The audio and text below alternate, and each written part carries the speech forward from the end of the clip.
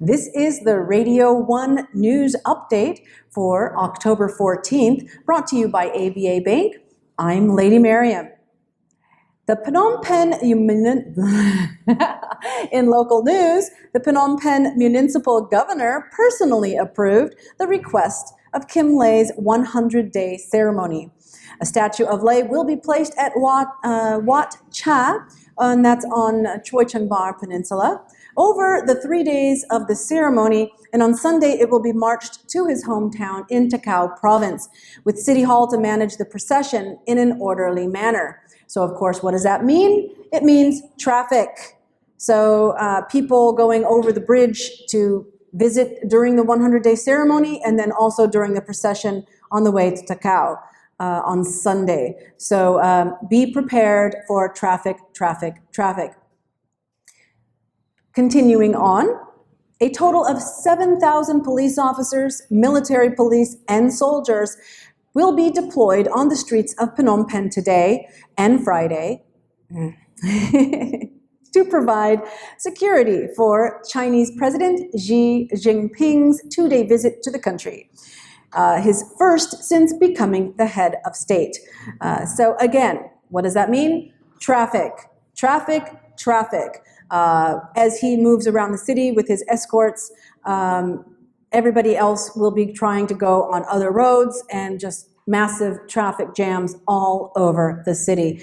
Get where you need to go early. Do not make appointments for a time that you can't get from one place to the other, so to avoid being late. You've got a heads up from me right now. Concern for the health of King Bhumibol Aduladej of Thailand prompted the country's prime minister to return abruptly to Bangkok, caused Thai stocks to fall sharply, and sent well-wishers to the hospital where the 88-year-old monarch was being treated. And in international news, McDonald's Corporation said that it is being thoughtful in respect to lowering the profile of Ronald McDonald's participation in community events as a result of the current climate around clown sightings in communities.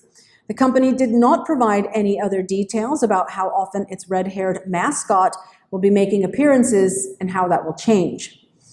All right, well, it's a little late for the killer Ronald McDonald clown lurking outside the fast food restaurant and leaving customers simply terrified in Lancashire, England, in the United Kingdom.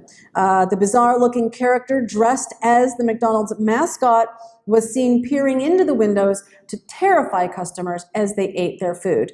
Like, who does that? That's just totally crazy. You know, now some of the people that were videotaping, or not videotaping, but capturing the video on their cell phones and such, some were thinking it was just funny, and others were absolutely terrified, especially the children. Weird.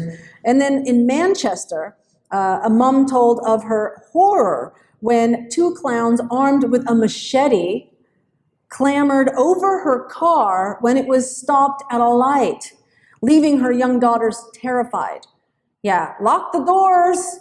I mean, what are people thinking? I don't know. This is like getting way out of hand, this crazy clown thing.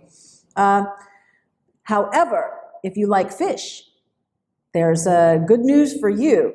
In Denmark, Danish anglers are rushing to a fjord to catch up some of 80,000 farmed rainbow trout that were accidentally released, hoping to keep them from upsetting the area's ecological balance. A cargo ship accidentally tore apart the fish farm net. It's about 200 kilometers west of Copenhagen in the western Baltic Sea, setting free the entire trout farm, which was estimated to hold 250 tons of fish. So it takes about, 10 hours, 14 hours at the most to get from here to Denmark. Get on a plane and go get yourself some fish. All right, well, business news. We've got the Phnom Penh Autonomous Port announcing a new partnership with the Vietnamese company Viet Sac Port Service to set up a local maintenance and repair service of shipping containers at its new LM17 container terminal, located 30 kilometers south of Phnom Penh in Kandal province. In regional news, in a foreshadowing of a possible new alliance in the automobile industry, Toyota and Suzuki have said they are discussing a wide-ranging business partnership, which could help Toyota be one of the world's biggest automakers. In international news, Wells Fargo and company chairman and chief executive John Stumpf, under fire for the bank's sales tactics scandal and his own handling of its fallout, is stepping down from both roles effective immediately. This has been the Radio 1 Business News Update. Stay tuned for more news on Radio 1 FM 103.7.